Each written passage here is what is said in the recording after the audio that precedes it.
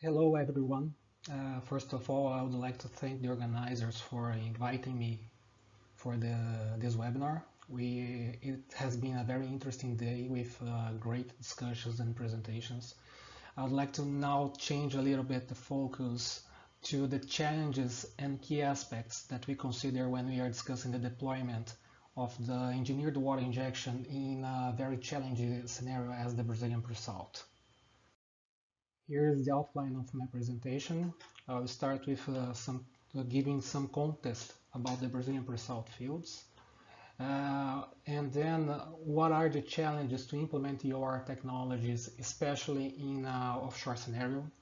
Then we will try to see how the engineered water injection technology can fit on all these challenges and these constraints and boundary conditions. And finally, I will close with some conclusions in my final remarks. So here we have a map of the PreSalt Province. It's placed along the southeastern coast of Brazil in an area that is almost 800 kilometers long. So we have here is reservoirs in a very challenging environment with deep and ultra deep waters, very deep reservoirs that can reach around 7 kilometers. So these reservoirs operate at very high pressures.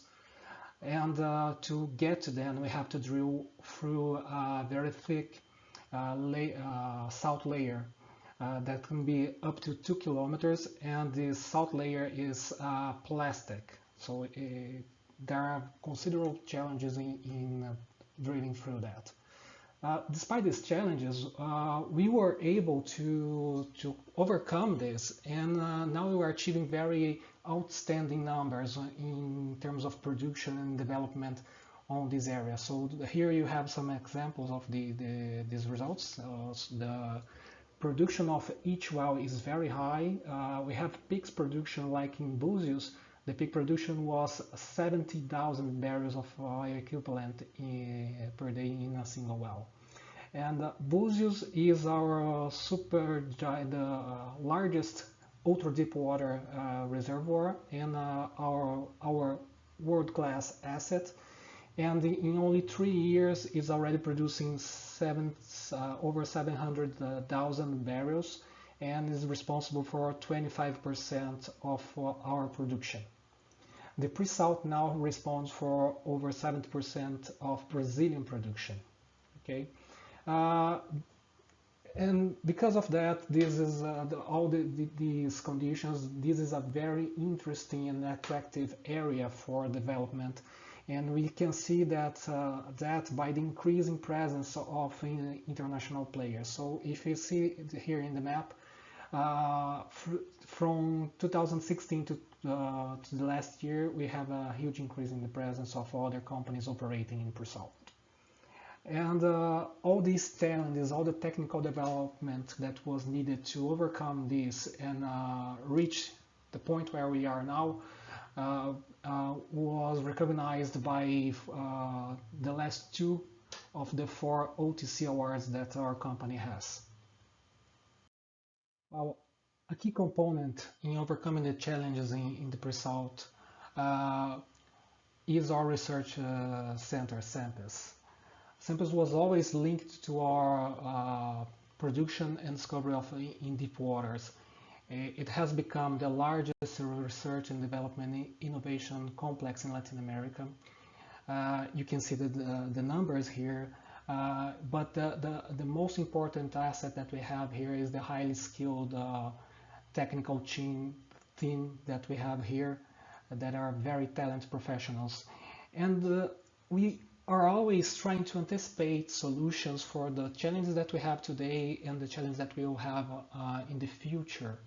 And we are always thinking how we can improve our operations and how can we increase the values of our assets.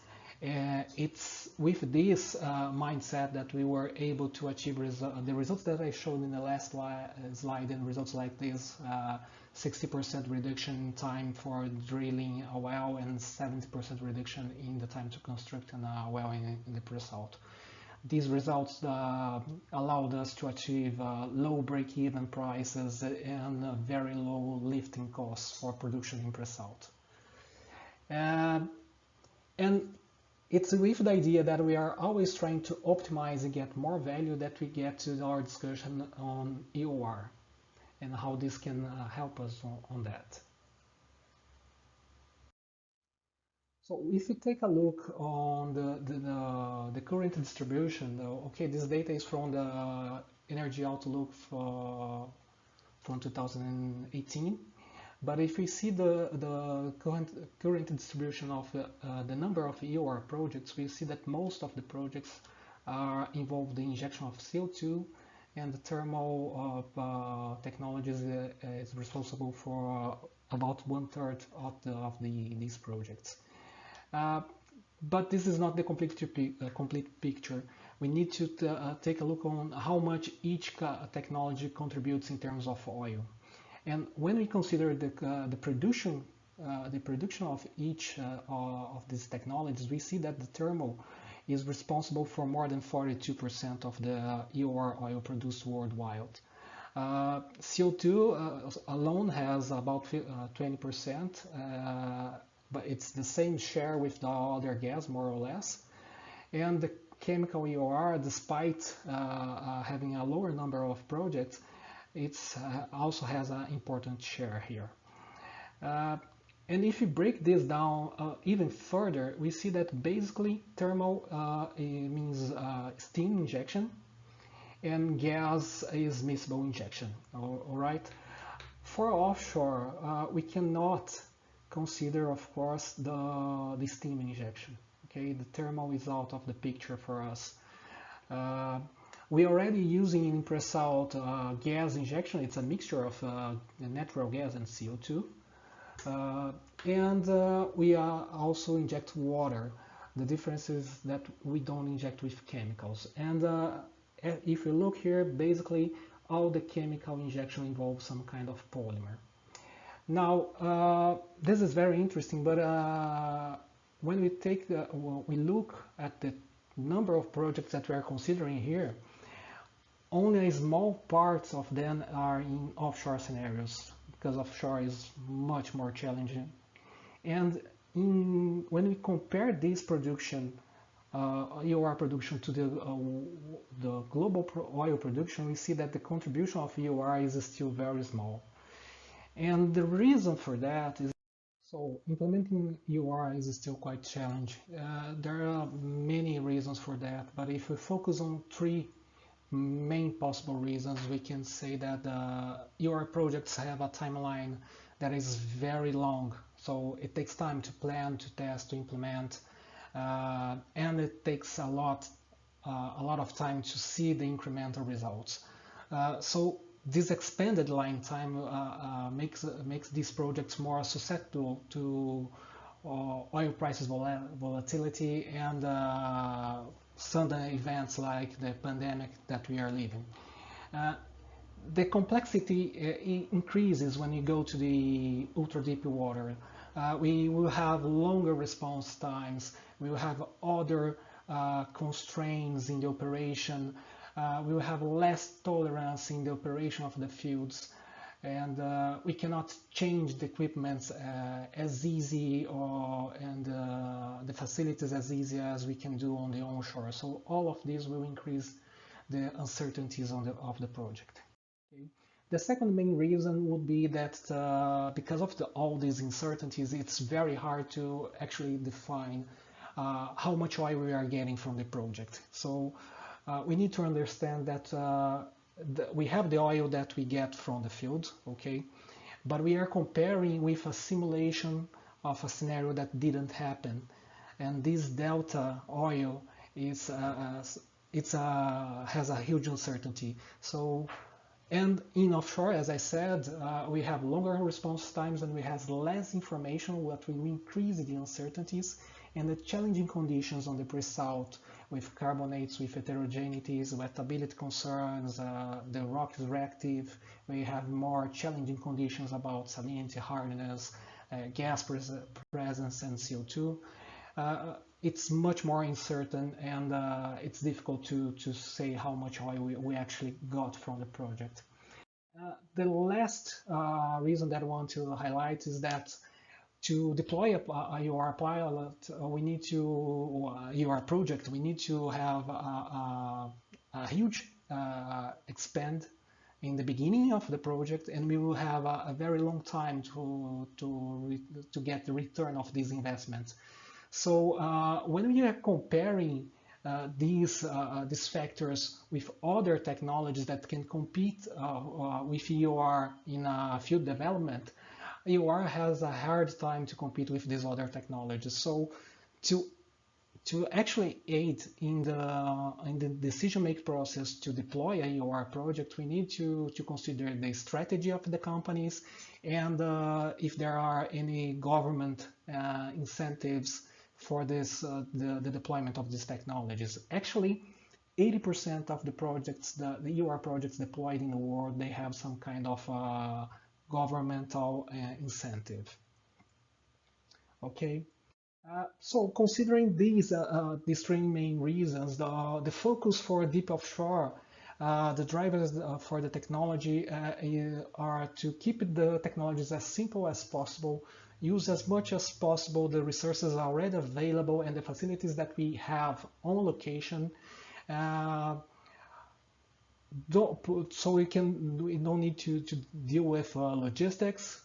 The technology need to be low risk, so because the scenario is so much more complex, and we have so basically the synthesizers keep process simple, flexible, and robust to uncertainties. And we have in terms of UR 4 technologies that we consider most promising, and engineered water injection is one of them. And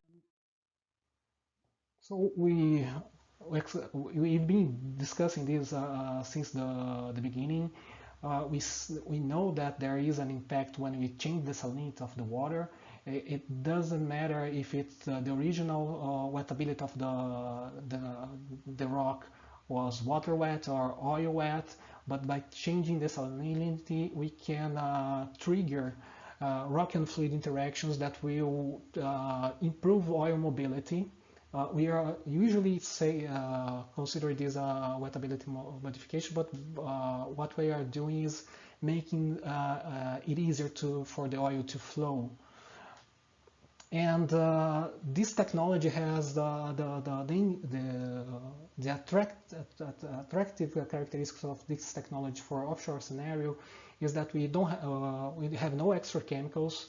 There are reduced environmental impact to consider. We won't have any concerns about compatibility with upstream and downstream process. The better quality of the water can allow us to make it viable to deploy other kinds of chemical EOR. And if you are trying to do this in a green field, it presents a low implementation risk. So here we have some results, some of our results for a pre-salt field. It's the typical production curve to evaluate the increased recovery factor that we can get from low salinity water injection. We see the delayed breakthrough of the gas, which means we are anticipating production, and there is a better impact, a highest potential if we deploy this as a secondary recovery strategy. But one thing, there are two things that I would like to highlight here. One is that we are evaluating only the first inject pore volume to show that we can have a benefit in a short time, so the benefits can be collected faster than other technologies. We don't have to wait a very long time. And the key point here in terms of economics, and when we think as a company in the decision making of deploy or not deploy a technology, is here. It's this delayed breakthrough anticipate production that gives a very interesting results and it's a counterpoint to those challenging conditions for implementing EOR. Now, sometimes we are too focused on the production curves, but actually the richer result that we need as a company are the relative permeability curves, because these are the critical data that we need to estimate full field results. We do the simulations using these curves. So these are the curves that we calculate from those results. And what we see here is the typical behavior as well. We see a much higher impact on the oil relative permeability, and we see that we increase the oil relative permeability, so it's easier for the oil to flow through the porous media. The water permeability, relative permeability here is almost unchanged. So when we compare the other results, our results, with other results in literature, we are trying to discuss here what is actually the potential to increase the recovery factor of engineered water injection. And we see that the values our values are in accordance with most of what we find in the literature. Although our carbonate, the sandstone here is a little lower, but in terms of carbonates, we are very much in the range that we usually see. And what we see is that the increasing recovery factor are modest, and because of that, it makes it hard to evaluate in lab scale, but is a necessary first step. And there is some points that I need to highlight here in our lab tests, because we have many concerns about capillary end effects, because since the difference in recovery factor is very small, these capillary end effects can be a huge artifact on the evaluation of the results. And one particularity that we need to discuss on when we are considering the pre-salt, we have carbonate, high pressure, and CO2. So the rock and fluid interactions, they play a key role on the wettability, on how the fluids are interacting. We need to do tests at live conditions. The results with crude oil are completely different. So this was one of the big challenges in doing these experiments. Also, to better represent the conditions, we use real reservoir plugs. And these carbonates, we try to select the most homogeneous one, but even those, they have heterogeneity, so the reproducibility of the results is quite complex. So the best way then to actually estimate a more realistic increase in recovery factor would be through the simulations. But at some point we need to go to the field and do some tracer tests, either a single well or interwell test. Okay, so now I reached the end of my presentation. I'd like to say that from what we saw here, applying EOR is very challenging, especially in offshore, especially in ultra deep waters. But the prizes are very interesting. We have a larger reservoir, larger volumes of oil, so we can get much more results if you are up to the task to face all these challenges. It's important to highlight that these are not only technical challenges. There are some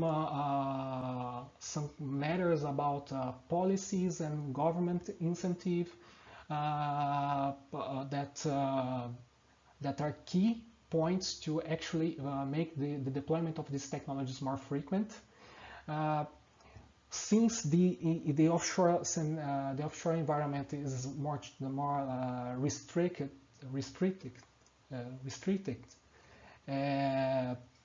and we cannot change the FPSO once it's deployed, not easily or not, it's very expensive. We need to think about the best EOR that we want to deploy in advance, so we can have all the resources available in the field at the moment that we need. We can always use some past knowledge in other offshore scenarios and onshore field deployments. It's important, but it's not enough. So we need to do a lot of work. We need to actually do pilots and try to deploy on the pre-salt so we can have data that is representative and can reduce the uncertainties and the risks also of these projects.